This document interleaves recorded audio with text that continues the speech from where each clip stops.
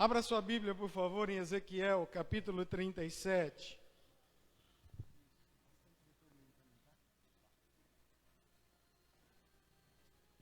Ezequiel 37, versículos 1 até o versículo 9. Essa semana foi uma semana de muita luta. E é interessante que quando nós temos muitas lutas, mais nós nos voltamos para o Senhor. E é justamente nesses períodos que a gente se volta mais para Deus, com os nossos corações quebrantados, contritos, que Deus ministra ainda mais as nossas vidas. Se a gente tinha um tempo de oração, se a gente tinha um tempo de busca, esse tempo ele se multiplica. E a gente começa a entrar nas madrugadas, na presença de Deus e virar madrugadas. E é justamente esse instante que o Senhor começa a ministrar aos nossos corações. Esse texto de Ezequiel 37, ele conta a história da visão de um vale de ossos que estavam secos. A palavra diz assim: e veio a mim a mão do Senhor, veio sobre mim a mão do Senhor. E ele me levou pelo Espírito do Senhor e me deixou no meio de um vale que estava cheio de ossos, e me fez andar ao redor deles. E eles eram muito numerosos na superfície do vale, e eles estavam sequíssimos. Então me perguntou: filho do homem, acaso poderão reviver esses ossos? Respondi: Senhor Deus, tu o sabes. E disse ele: então profetiza para esses ossos e dize-lhes: ossos secos, ouvi a palavra do Senhor. Assim diz o Senhor a estes ossos: eis que farei entrar o Espírito em vós, e vocês viverão. Colocarei tendões sobre vós, e farei crescer carne sobre vós. Sobre vós estenderei pele, e colocarei em vós o meu Espírito, e vocês viverão. E saberão que eu sou o Senhor. Então eu profetizei segundo me fora ordenado, e enquanto eu profetizava, houve um ruído, um barulho de ossos que batiam contra ossos, e se ajuntavam cada osso ao seu osso. Olhei, e eis que havia tendões sobre eles, e cresceram as carnes, e se estendeu a pele sobre eles, mas não havia neles o Espírito. Então ele me disse: profetiza ao Espírito, profetiza, ó filho do homem, e dize-lhe: assim diz o Senhor Deus, vem dos quatro ventos, ó Espírito, e assopra sobre estes mortos, para que eles vivam. Amém? E eu quero pensar com você sobre o seguinte tema: construindo um novo futuro. A pergunta que eu quero fazer para você nessa noite, antes de iniciar a mensagem, na realidade são três perguntas. Primeira, é possível transformar um vale cheio de ossos secos em um exército poderoso? Você já parou para se questionar? É possível transformar um vale cheio de ossos secos em um exército poderoso? A segunda pergunta que eu queria que você pensasse é possível transformar morte em vida? É possível fazer algo que estava morto, algo que já havia terminado, em algo que novamente tem vida, e segundo a palavra, vida abundante?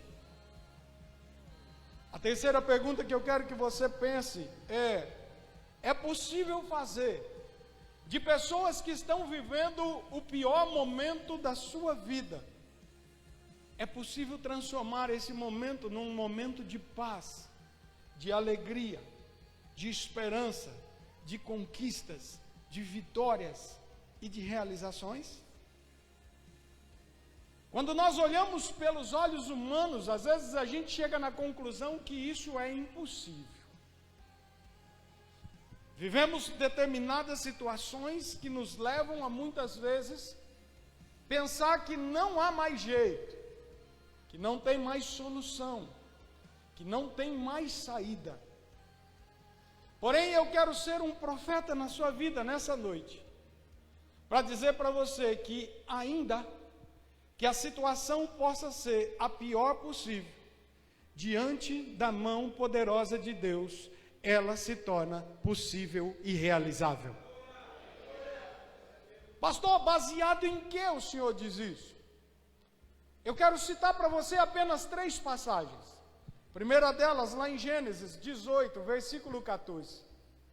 Quando Deus chega para Abraão com 99 anos, com Sara já avançada de idade, e ele olha para eles e diz: vocês vão ter um filho. Diz a palavra que Sara ri. Porém o Senhor diz para eles: existe alguma coisa impossível para Deus? Então, para que vocês saibam que eu sou Deus, na primavera eu voltarei aqui e Sara terá um filho na sua velhice.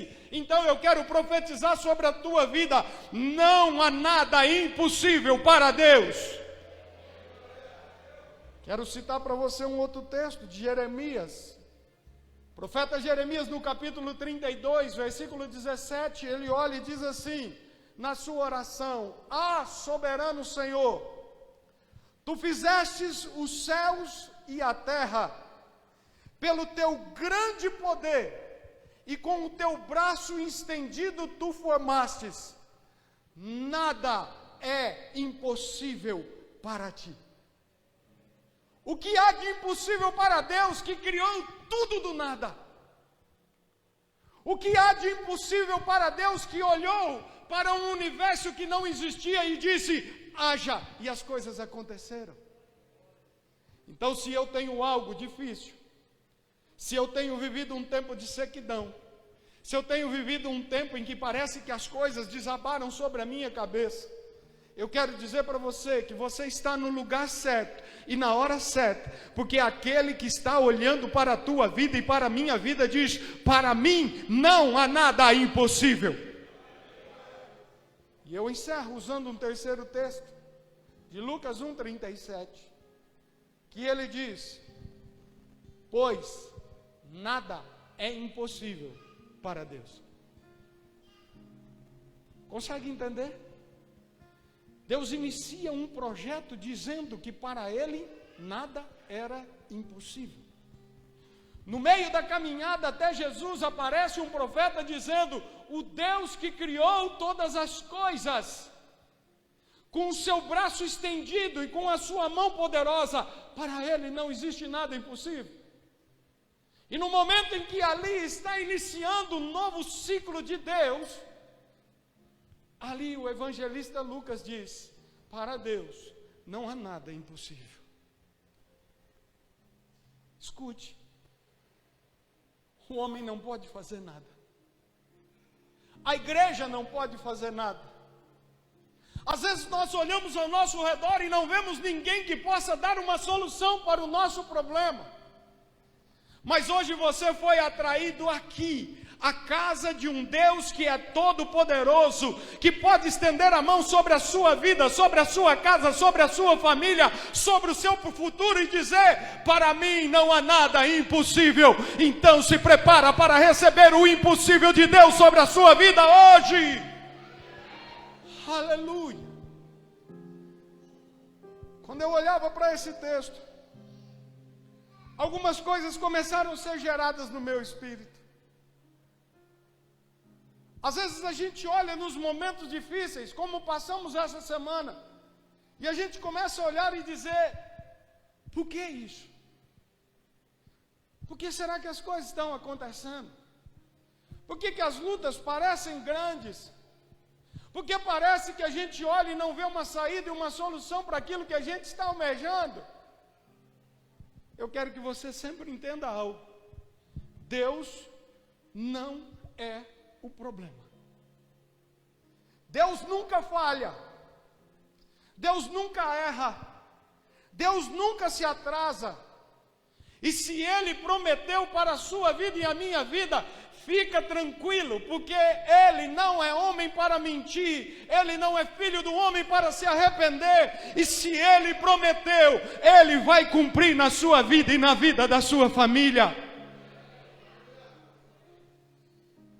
O grande problema não está em Deus, o grande problema não está no poder de Deus. Às vezes, é uma questão de entendermos qual é o projeto de Deus para as nossas vidas e através das nossas vidas. Quando a gente pensa em lutas, as lutas nunca podem ser, irmã Benedita, para fazer-nos desistir. As lutas precisam ser aprendizados para que a gente possa chegar num nível mais alto. As dificuldades que nós vivemos, pastor Flávio, nem sempre elas são para nos lançar e nos transformar em ossos sequíssimos. Às vezes, aquilo que nós enfrentamos hoje é o que vai nos fortalecer para que mais adiante possamos encontrar novas estratégias para as nossas vitórias. Quando a gente olha, Luciano, para as nossas vidas, a gente para e diz assim: será que eu tenho feito o meu melhor? Será que eu tenho agido da melhor forma? Será que eu tenho me enquadrado ao projeto de Deus? E quase sempre, quando eu olho para a minha vida, e eu creio que vocês conseguem nesses momentos parar e olhar para a vida de vocês, vocês não se contentam com um vale cheio de ossos secos. Nós não conseguimos olhar para essa destruição, para essa morte, para essa derrota e dizer: eu estou satisfeito com isso. E esse é o sentimento que tem que estar no nosso coração, de insatisfação com um vale cheio de ossos secos. Porque quando nós nos apresentamos assim, insatisfeitos, quando nós estamos assim, olhando e não aceitando aquilo que nós estamos vivendo, é nessa hora que Deus libera do céu o Espírito Santo de Deus, que vai tomar a minha vida e a tua vida, e vai nos guiar no meio do vale de ossos secos, para dizer para mim e para você: ainda tem jeito.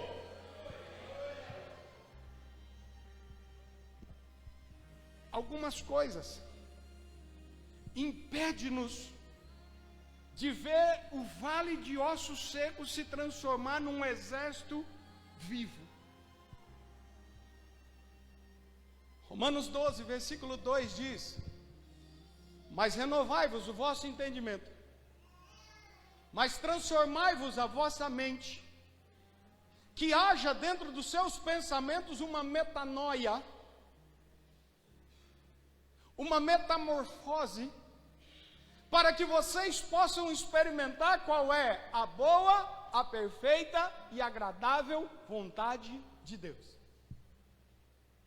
A vontade de Deus não é, pastor Edson, que nós sejamos um vale cheio de ossos secos. A vontade de Deus não é que você olhe e não veja esperança, saída, tristeza e dor. A vontade de Deus, ela é boa, perfeita e agradável. Mas para que eu entre num nível de experimentar a boa, perfeita e agradável vontade de Deus, é necessário que haja uma metamorfose.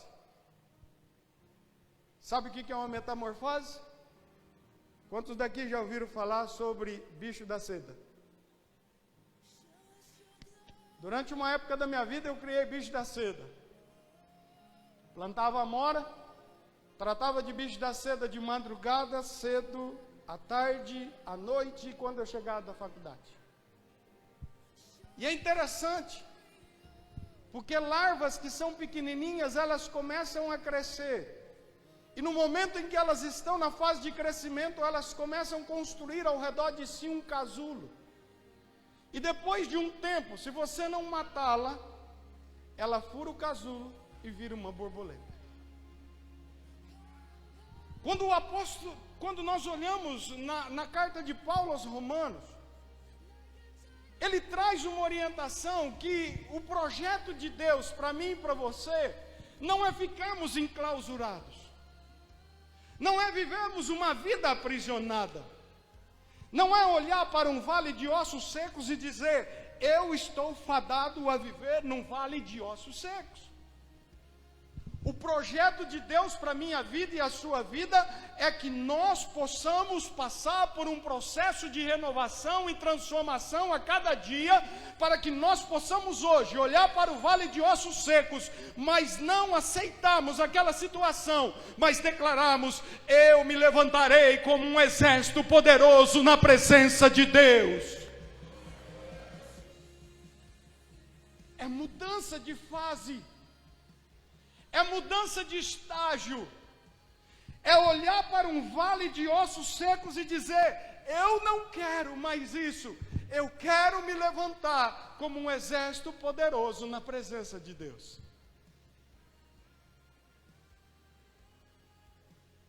Alguns impedimentos, alguns problemas, alguns obstáculos tentam me fazer viver no vale de ossos secos. O primeiro deles é quando nós estamos com as nossas emoções abaladas. Você imagina, Zé Roberto, aquela nação de Israel, que havia passado pelo cativeiro egípcio, que tinha acabado de ver o cativeiro assírio, e agora chegando diante deles um novo cativeiro. Não tem quem não se abale. Não tem quem fique com as suas emoções abaladas. Sabe qual é o grande problema? O nosso adversário, ele vive constantemente lançando dardos inflamados na nossa mente, para que nós nos abalemos. Constantemente ele fica lançando pensamentos, dizendo nos nossos ouvidos: haja assim, haja dessa forma, fale isso, desacredite nisso, não faça mais isso, recue, abandone, fuja. E quando nós aceitamos esses dados sobre as nossas vidas, a tendência é que ao entrar esses dados, as nossas emoções se abalem. E o nosso abalo interior se reflete nas nossas ações exteriores. Qual era a visão que o profeta viu daquele vale? Ossos secos. A visão externa de ossos secos nada mais era do que aquilo que havia dentro do coração deles. O que você está vendo? Vale de ossos sequíssimos. Pois é assim que meu povo está. É assim que meu povo está no cativeiro. É assim que eles estão se sentindo hoje. Eles estão precisando mudar o foco dele, mas Deus, aquilo que eu estou vendo exteriormente neles, é algo que está dentro dos seus corações. Eles perderam a esperança.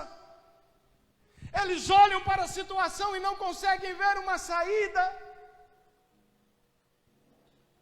Se nós estamos abalados emocionalmente, você pode ter certeza que isso vai se refletir na nossa vida exterior. Então hoje Deus olha para mim e para você e diz assim: vamos renovar a mente.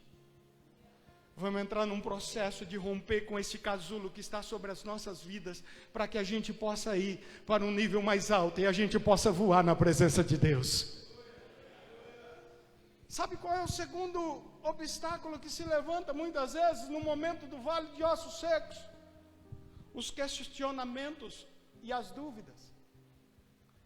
Quem de nós, no meio de uma luta e de uma peleja, não começa a questionar?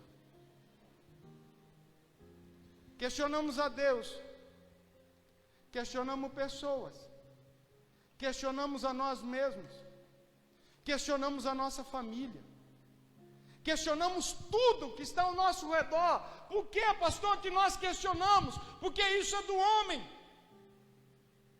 A dúvida entra: será que Deus vai me abençoar? Será que Deus vai transformar esse vale de ossos secos num exército que vai se colocar de pé? Isso é da natureza humana. dúvida e o questionamento é o maior inimigo da nossa fé. Às vezes nós não conseguimos ver um exército de pé, porque ainda a gente está duvidando de que Deus pode levantar um exército de algo que está morto. Às vezes nós não temos visto a restauração da nossa casa, porque ainda nós estamos olhando para os problemas que fizeram a destruição do nosso lar. Às vezes nós não temos visto uma saída de um problema, de algo na nossa frente, porque ainda nós estamos focados naquilo que é morte. E quando a gente foca no que é ruim, a gente deixa de crer naquele que é muito bom. Hoje é dia de vencer com o casulo. Hoje é dia de voar mais alto. Deus ministrou uma terceira coisa no meu coração. Sabe por que às vezes a gente foca tanto nos nossos problemas? Por causa dos traumas que nós ainda não conseguimos romper.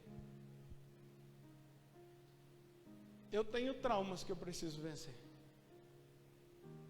Eu acredito que muitos de nós lutam com coisas dentro da nossa mente, dentro do nosso coração há anos.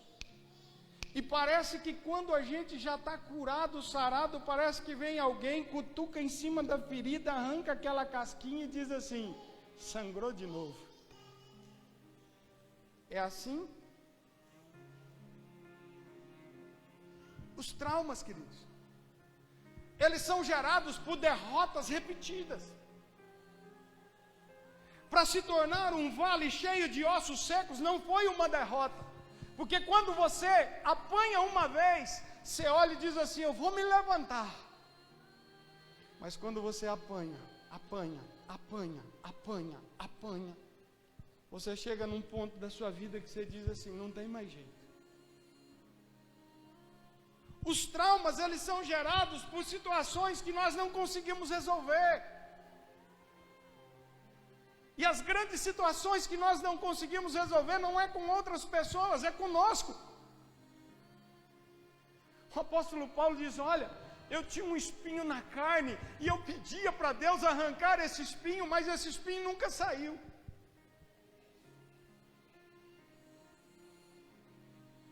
Às vezes as situações estão sendo geradas aqui.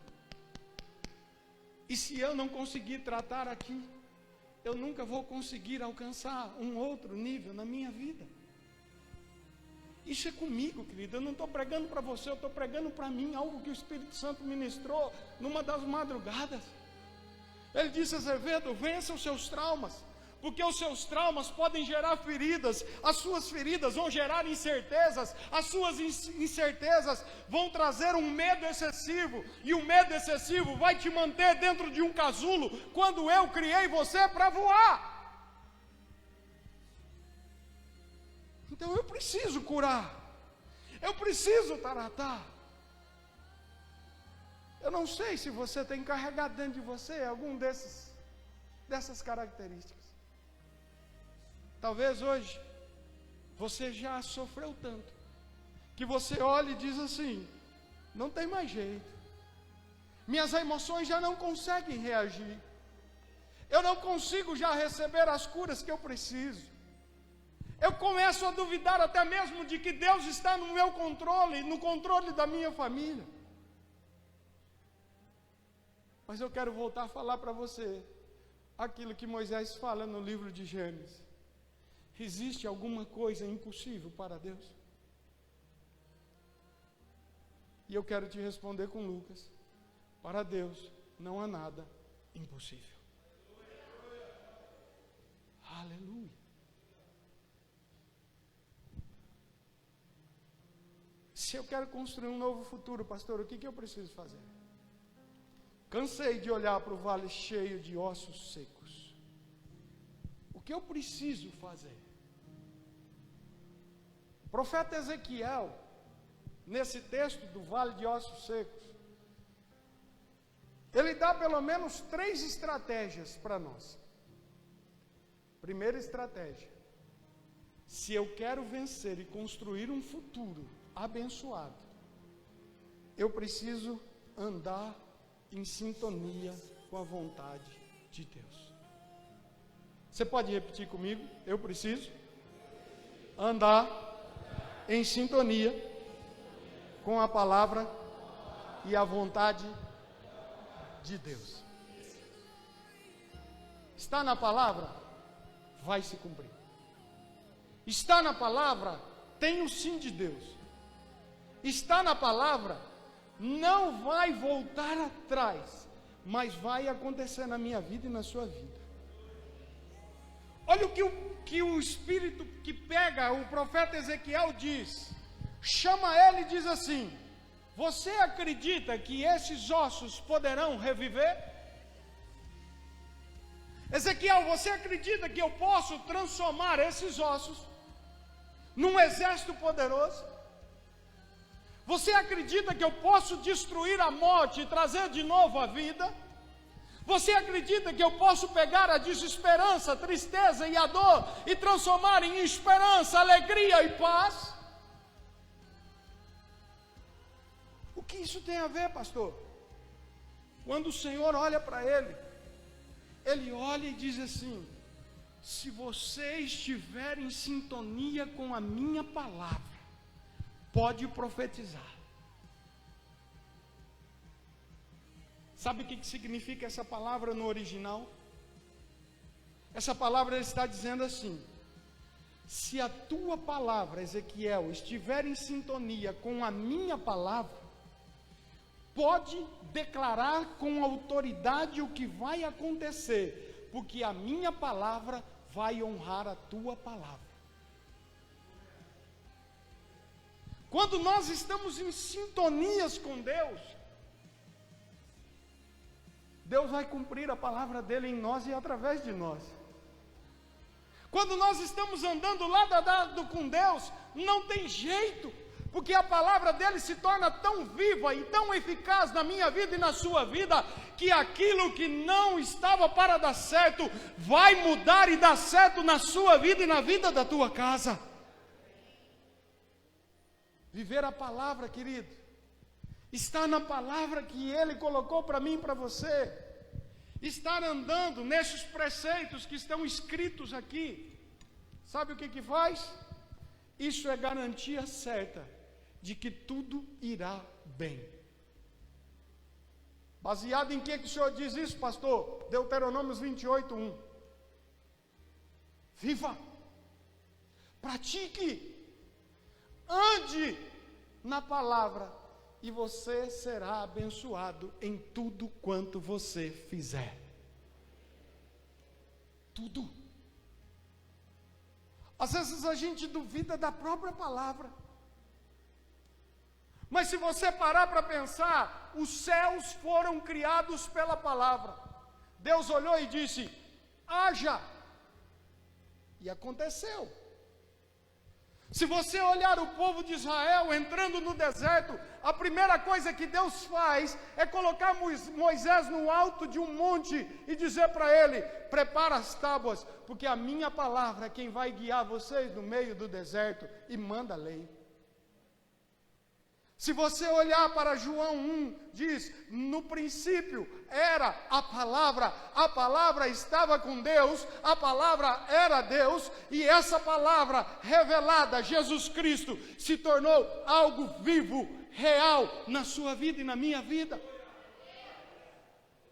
E se você olhar para o apóstolo João, ele diz: vai chegar um tempo que tudo vai ser fechado, e as palavras que estiverem naquele livro, elas estão seladas para acontecer na vida do meu povo. É a palavra. Se a palavra diz, vai acontecer. Agora escute isso. Deus não tem compromisso com o homem. Deus não tem compromisso com a igreja. Deus só tem compromisso com a sua palavra. Aprenda isso. Se ele falou que os seus filhos são herança do Senhor, os filhos foram dados por Deus para você, e eles serão bênçãos na sua vida e na vida da sua família.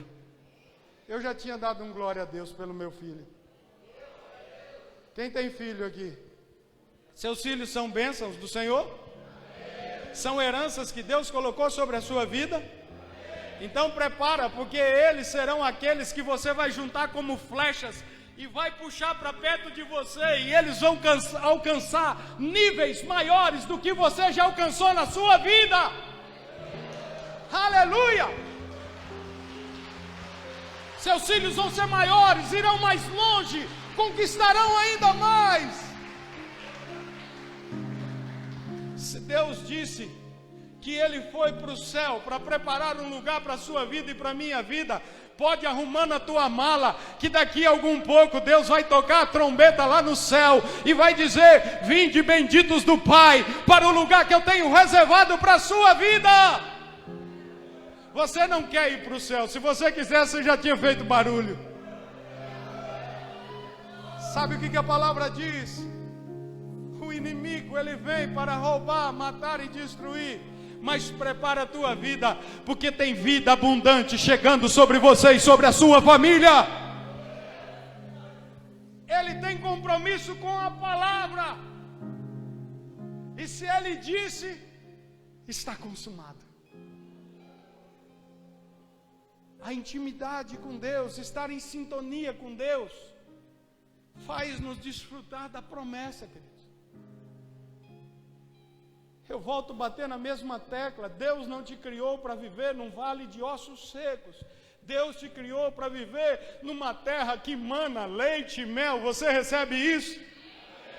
Deus está preparando para você um novo céu e uma nova terra, aonde não há dor, aonde não há pranto, aonde não há ranger de dentes, que tem uma árvore no meio do jardim, que as suas folhas serão remédio, que o seu fruto será alimento, e a glória de Deus vai te iluminar por toda a eternidade. Aleluia! A palavra, a sintonia com a palavra vai fazer com que eu me levante. E conhecereis a verdade, e ela vai te libertar do seu casulo, para você voar em lugares mais altos. Pastor, o que eu preciso fazer para ter um futuro abençoado e promissor? Que eu tenha mais intimidade com Deus. Diga assim: eu preciso ter mais intimidade. O profeta Ezequiel mostra 5 coisas que falam de intimidade. A primeira coisa que ele diz no versículo 1 é que o Espírito veio e pôs a mão sobre mim, para me levar aonde ele queria. A segunda coisa que ele diz no versículo 2: e ele me levou de um lado para o outro no meio do vale, e eu vi tudo. Não existe nada oculto que o Espírito Santo de Deus não revele para você. Não tem arma forjada, não tem laço de passarinheiro, não existe nada que se levante contra a tua vida e o Espírito diga para mim e para você que estamos em sintonia com Ele: ei, se prepara porque vem pancada, mas fica tranquilo, porque eu sou o teu escudo, sou eu que te sustento, eu sou aquele que vigia sobre a tua vida, e eu sou aquele que vai te dar o livramento. Aleluia! E ele me levava. E olha que interessante, o profeta não orou, é o Espírito que perguntou para ele. A intimidade faz a gente ouvir a Deus. A intimidade faz a gente ouvir a voz do Espírito. O Espírito para e diz assim: ei, Azevedo, você não está pedindo, você não está orando, mas eu quero perguntar para você: você acha que eu posso mudar essa situação? Você acha que eu posso transformar esse quadro na sua família? Você acha que eu posso fazer com que essa situação que está te angustiando saia da tua vida? Na intimidade existe relacionamento, não é monólogo. Não é eu diante de Deus, Deus me dá isso, Deus me dá aquilo, Deus, eu preciso de um trabalho, Deus, eu preciso disso, Deus me cura, Deus me dá dinheiro. Deus não é supermercado que você sai pedindo as coisas só para Ele. Ele é aquele que quer te visitar na viração do dia e dizer para você: e aí, como foi o teu dia? O que você tem preparado para mim hoje? Como você passou? Olha, Deus, está difícil, tu sabes que a situação está difícil. Aí Deus olha para ti e diz assim: você acha que eu posso mudar esse quadro? Tu sabes, Deus. Tu sabes que eu creio. Tu sabes que eu já coloquei nas tuas mãos e agora eu quero descansar, apesar de eu não estar conseguindo vencer. Ele me perguntou. E de repente o Espírito olha para ele e diz assim: então agora você pode profetizar em meu nome. Olha que intimidade. Então eu profetizei conforme ele me disse para fazer. Nós somos tão íntimos, Ezequiel poderia dizer, nós somos, eu e o Espírito, tão íntimos, que eu ouvi ele falar comigo, que eu ouvi ele ministrar no meu coração, que eu vi ele guiando os meus passos, que eu vi ele falando diretamente sobre algo que ele esperava através de mim. Escute, meu irmão, minha irmã, sabe quando nós conseguiremos alcançar níveis mais altos? Primeiro, quando eu estiver pautado na palavra, mas quando eu viver uma vida de intimidade com Ele. Intimidade se constrói, primeiro, com palavra. Segundo, se constrói com vida de oração. Mas às vezes os crentes ficam nisso. Eu leio a Bíblia, eu sento na mesa, eu oro agradecendo pelo alimento, eu acordo de manhã, coloco o meu dia na mão de Deus, e aí se torna uma repetição. Deus, coloca o meu dia, guarda o meu caminho, Deus, protege minha mulher, protege meus filhos, etc. Amanhã é a mesma coisa. Se torna uma reza evangélica. Quando nós pensamos em intimidade, nós precisamos entender aquilo que Ezequiel mostra. A mão dele veio sobre mim. Então, a partir de agora, a autoridade que está sobre a minha vida não é minha, mas é a autoridade daquele que é o Rei dos Reis e o Senhor dos Senhores, que vai direcionar cada passo, cada decisão e cada vontade dele. A minha mente já não é controlada por mim, mas a minha mente é renovada pelo Espírito, e agora eu começo a entender que Ele vai me revelar a sua boa, perfeita e agradável vontade. Ele me pegou e Ele me levou aonde Ele queria. Sabe o que é intimidade, Floriano? Quando você já não anda mais por si. Quando agora quem te leva, quem te guia, é Ele. As nossas decisões não são mais nossas. As nossas decisões são pautadas na vontade dEle. As nossas escolhas, os nossos sonhos, os nossos projetos já não são construídos por nós, mas são construídos debaixo de oração, mediante a promessa que Deus tem para a minha vida através da sua palavra. Ele me leva.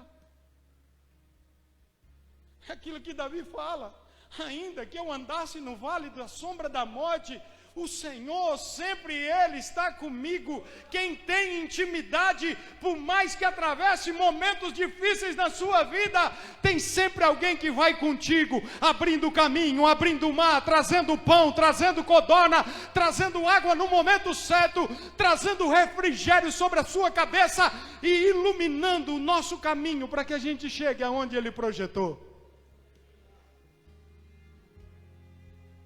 Sabe o que é ter intimidade? É a gente parar de falar um pouco para Deus e começar a ouvir o que Deus tem para nós. Queridos, como é duro a gente parar para ouvir a Deus. A gente aprendeu a falar, mas às vezes Deus quer falar. E a gente não dá tempo para Deus falar. Deus, eu quero isso, Deus faz aquilo, Deus abençoa, Deus abre essa porta, Deus prepara esse caminho, Deus não sei o quê, e de repente Deus está falando, espera. Você é capaz de receber aquilo que eu tenho para você? Você é capaz de olhar para essa situação e crer que eu posso mudá-la? Às vezes Deus está querendo falar conosco e nós não damos chance. E isso não é intimidade. Monólogo não é intimidade. Diálogo é intimidade. Em que eu falo, Deus ouve. Em que Deus fala e eu ouço. Ele me perguntou. Ele me disse: profetiza. A nossa intimidade faz mudar o futuro. Quando Deus viu essa intimidade em Ezequiel, Ele disse assim: pode profetizar para esse povo, que por mais que eles estejam hoje no cativeiro, eu vou levar eles de volta para a terra que um dia eu prometi. O cativeiro vai acabar. A luta vai passar. A dificuldade de não saber lidar com uma situação dentro da nossa casa, no nosso casamento, no nosso trabalho, ela pode ser revertida. A única coisa que precisa é que eu tenha essa sintonia com Deus e essa intimidade para poder ouvir aquilo que Ele quer e vai fazer. E eu encerro, querido, trazendo uma última coisa para você. Se você quer ter um futuro abençoado, em terceiro e último lugar, você precisa deixar o Espírito agir sobre a sua vida. Coloca para mim o versículo 9, Ezequiel 37, 9. Eu quero ler só esse verso.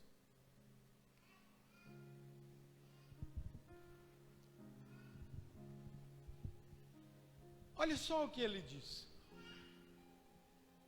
Então ele me disse: profetiza o Espírito, profetiza, filho do homem, diz, e assim diz o Senhor Deus: vem dos quatro ventos, ó Espírito, e assopra sobre estes mortos, para que eles vivam. Profetiza a quem? Olha lá o comecinho. Profetiza ao Espírito. Profetiza ao Espírito. Essa palavra Espírito no original hebraico é ruá, que significa sopro, fôlego de vida. É tão interessante essa expressão, que você vai olhar lá no livro de Gênesis, quando Deus cria Adão, a Bíblia diz que faz Adão do pó da terra e transforma ele num boneco. E não havia vida. Mas de repente o Senhor vem até ele e faz assim, ó.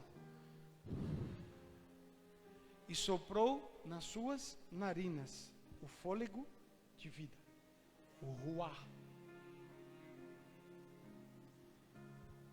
Quando eu estava hoje à tarde estudando a palavra, o Espírito ministrou uma outra coisa. Quando Jesus está ali, após ser ressurreto, Jesus aparece aos seus discípulos, e diz a palavra do Senhor, lá no livro de João, no capítulo 20, que Jesus aparece a eles e sopra o Espírito sobre eles. Gênesis, Deus sopra sobre o homem. Aqui Ezequiel diz que profetizou e o sopro de vida entrou naquele exército. E Jesus de repente reúne os seus discípulos e sopra sobre ele. Uma das coisas que você vai ver é que em todas as vezes que soprou o ruá, o Espírito entrou no homem, mudou-se uma fase. Existia tudo, mundo, animais, peixes, aves, tudo. De repente Deus coloca o homem, e Deus, a partir daí entra um novo tipo de governo. O homem governando sobre a terra. Quando você olha para aqui, Ezequiel era um tipo de povo destruído, emoções destruídas, cheios de traumas, angustiados, feridos, sem esperança, duvidando.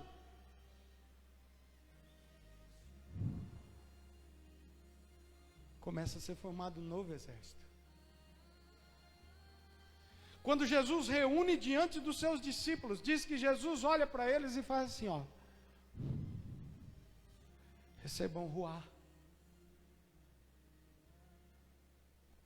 Jesus estava dizendo, um novo ciclo da vida da igreja vai começar, em que eu não estarei mais aqui, mas o meu Espírito estará em vós e agirá a partir de vós na vida desse mundo. Não sei se você conseguiu entender aquilo que eu quero mostrar para você. Se nós tivermos uma vida direcionada, guiada pelo Espírito Santo de Deus, tudo vai dar certo. Eu vou ser curado, os traumas vão ficar para trás, as minhas lutas serão vencidas, a minha casa será arrumada, a minha vida será ajustada, eu caminharei a passos largos para chegar aos céus. Mas é necessário a ação do Espírito, para que as coisas comecem a acontecer. Sabe por quê? A Bíblia diz que o Espírito Santo ensina. O Espírito Santo convence. O Espírito Santo, ele capacita. O Espírito Santo, ele age em nós, apontando-nos para Jesus. Preste atenção, queridos. O que é suficiente para a minha vida e a sua vida hoje é a presença do Espírito Santo de Deus. Porque se você olhar no texto de Ezequiel, quando ele profetiza, os ossos se juntam, cria carne, cria nervos, cria músculos, cria pele, cria tudo, mas ainda estava morto. Mas é nesse momento que ele diz assim: e a vida volta. É na presença do fôlego de vida, do Espírito Santo, que a coisa muda. Você entendeu?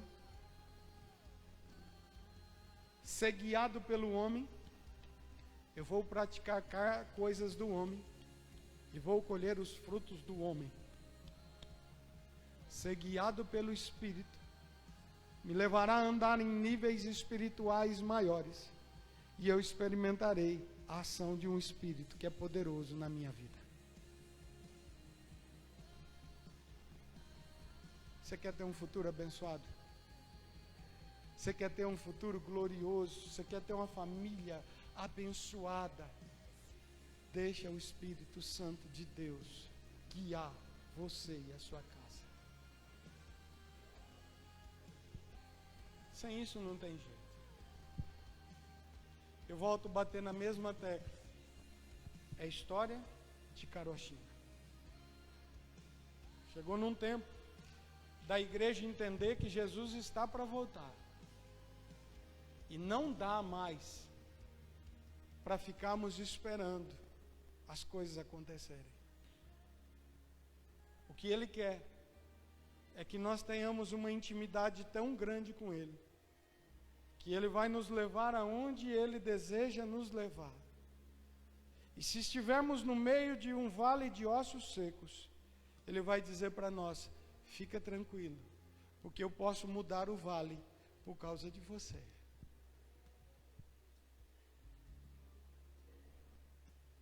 Amém.